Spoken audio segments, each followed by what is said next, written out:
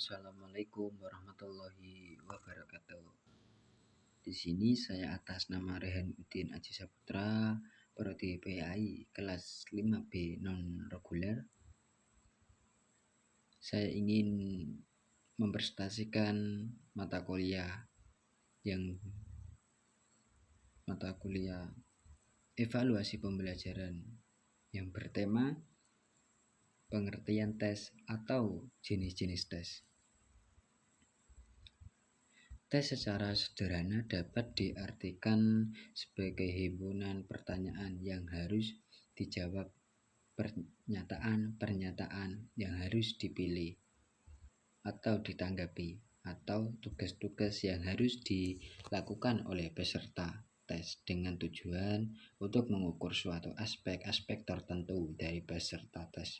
Dalam kaitannya dengan pembelajaran aspek-aspek tersebut adalah indikator pencapaian kompetensi tes berasal dari bahasa Perancis, yaitu testum, yang berarti piring, untuk menyisihkan logam mulia dari material lain seperti pasir, batu, tanah, dan sebagainya. Tes pada dasarnya adalah alat ukur atribut psikologis yang objektif atas sampel perilaku tertentu.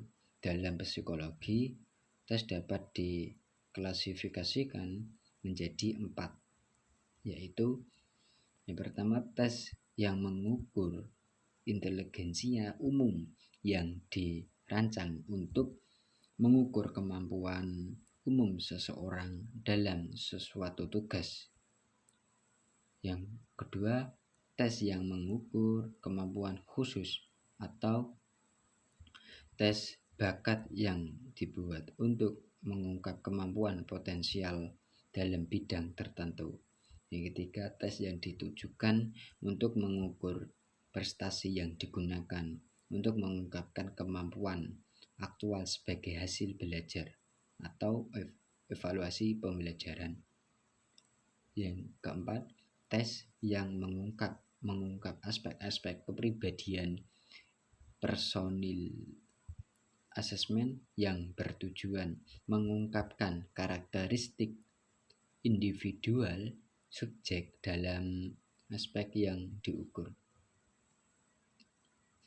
Selanjutnya yaitu apabila kita membahas jenis-jenis tes, maka kita akan dapat mencermati dalam 5 jenis atau tata cara pembagian, yaitu apa saja pembagian jenis tes berdasarkan tujuan penyelenggaraan.